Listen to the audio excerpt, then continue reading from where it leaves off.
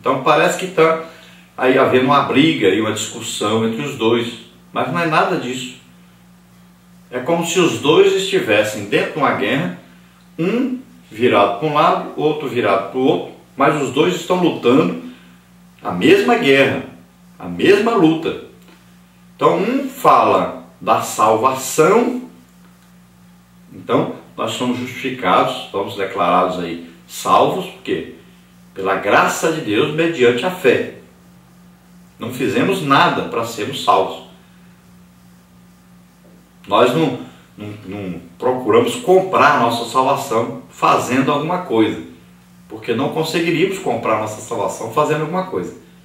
Então nós somos justificados pela fé, por acreditarmos que Jesus morreu em nosso lugar, ressuscitou, como está em Romanos 10. Né?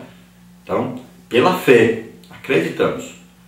Então Paulo fala da salvação, não precisa de obras. O ladrão da cruz não fez nada para ser salvo, mas foi salvo. Então ele não produziu nenhuma obra. Agora, Tiago, do outro lado ali, na mesma luta, no mesmo reino de Deus, ele vai falar agora que você, depois de que é salvo, você produz obras. Você faz alguma coisa. E agora, olha só, enquanto Paulo fala da relação nossa com Deus, Tiago fala da nossa relação com os homens. Então os homens vão ver as nossas obras e vão glorificar a Deus e vão se converter. Então Tiago fala da nossa relação com os homens. Então ele fala de uma fé que produz, que faz alguma coisa, que produz obras. Então o ladrão da cruz, ele não fez nada para ser salvo, mas ele deu um testemunho. Ele acreditou no reino de Deus, na sua salvação.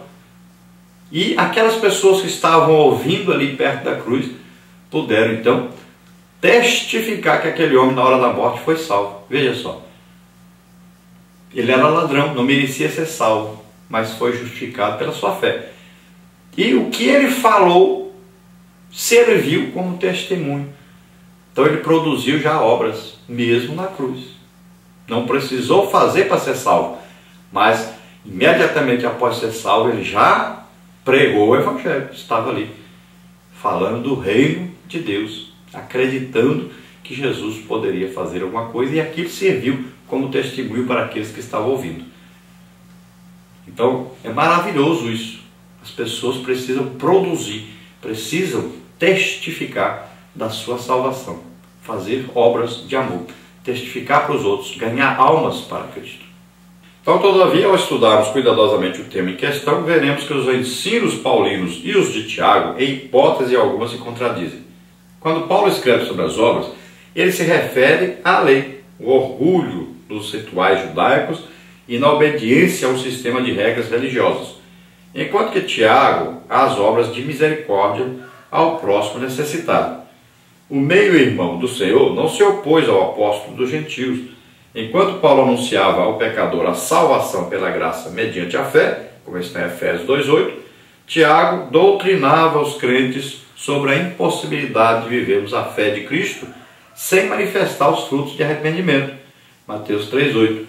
Então o primeiro preocupou-se com a causa da salvação e o segundo com o efeito dela. Então enquanto Paulo escrevia sobre o tipo aí de obra que as pessoas fazem querendo adquirir a salvação, faz apenas por religiosidade, para obedecer um sistema, religioso, como os judeus faziam. Então toda aquela coisa, a circuncisão, a alimentação diferenciada, e lavar a cama, lavar os objetos, toda aquela religião, eles faziam querendo adquirir, devido a isso, a salvação.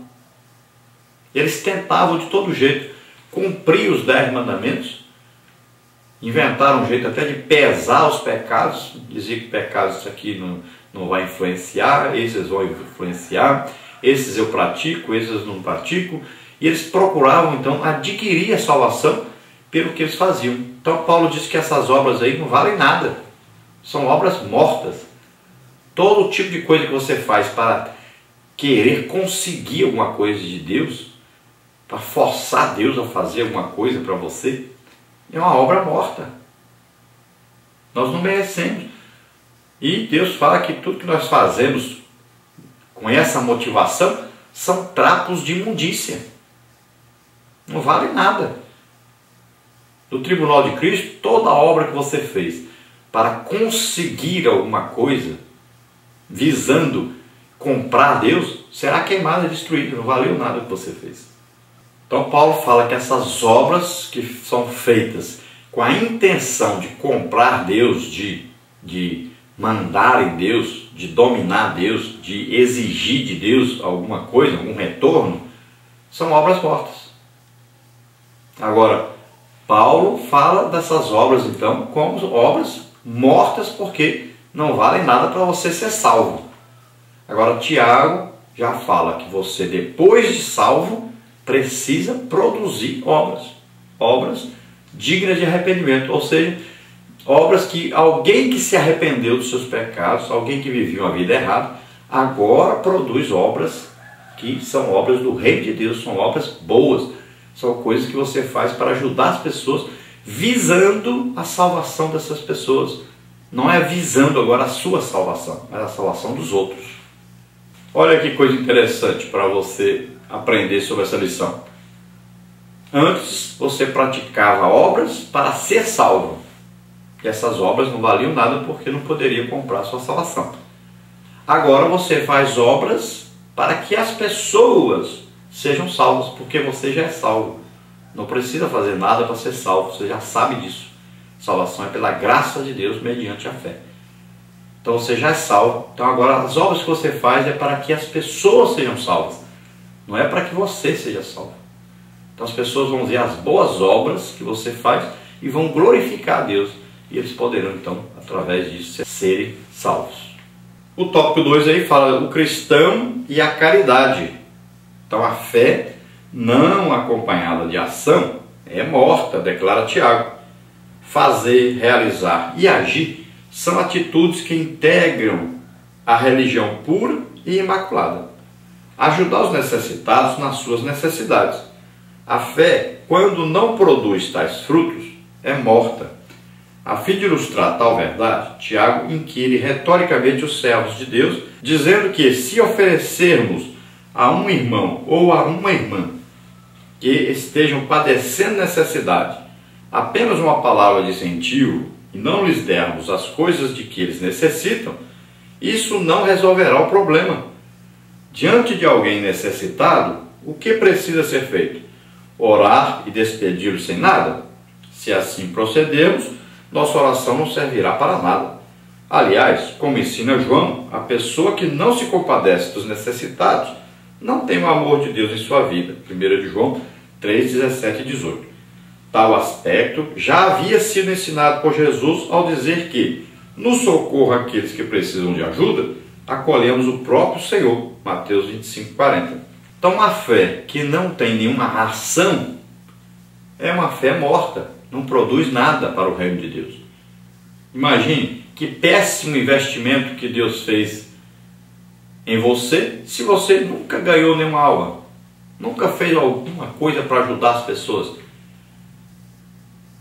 Então, nós somos salvos para produzir alguma coisa, para compartilharmos Cristo, para que o amor de Deus que está em nós nos constranja a fazer alguma coisa em prol das outras pessoas.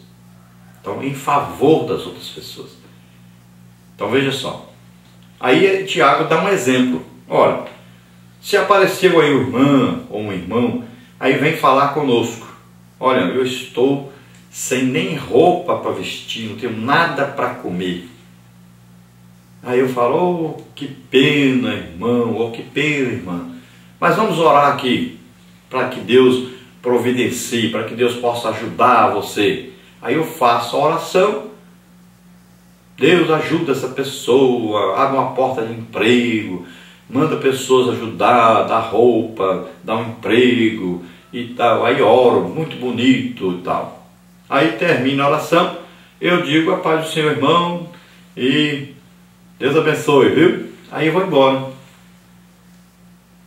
Então veja só, eu exerci uma fé em Deus, que Deus vai ajudar aquelas pessoas. Mas eu não produzi nada para o reino de Deus, porque eu não fiz nada por aquelas pessoas. Se eu estou vendo que eles estão passando necessidade, por que eu não ajudei com alguma coisa? Então eu cumpri uma parte espiritual, mas esqueci de cumprir a parte material que é necessária. Então é preciso que você, além de orar, que é nosso dever orar pelas pessoas, além disso, é nossa obrigação, é nosso dever, é um resultado de uma vida cristã, você também ajudar essas pessoas. Então você fornece alguma coisa.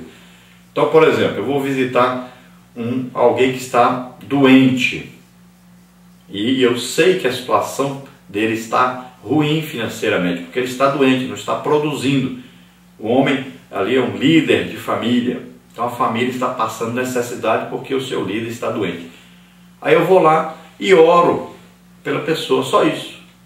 Então, eu ajudei espiritualmente aquela pessoa a se aproximar de Deus, mas eu não ajudei em nada materialmente aquela pessoa.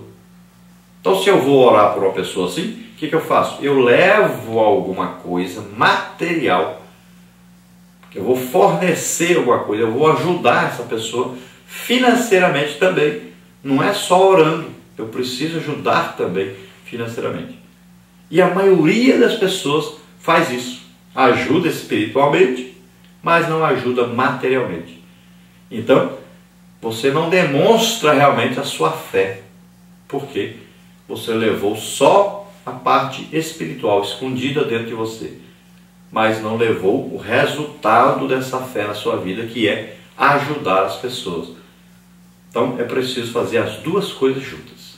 E Jesus ensina que quando nós fazemos isso a alguém, nós estamos fazendo a Ele próprio.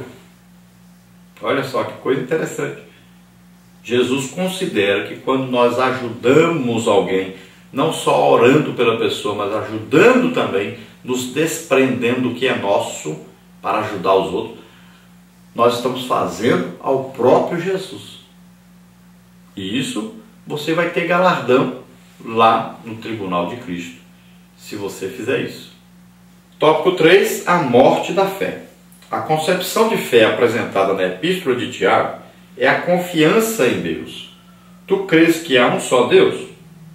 Logo, as obras de que Tiago fala consistem na expressão da vontade de Deus, ou seja, amar o próximo, visitar os enfermos, defender os direitos dos pobres, praticar justiça, etc.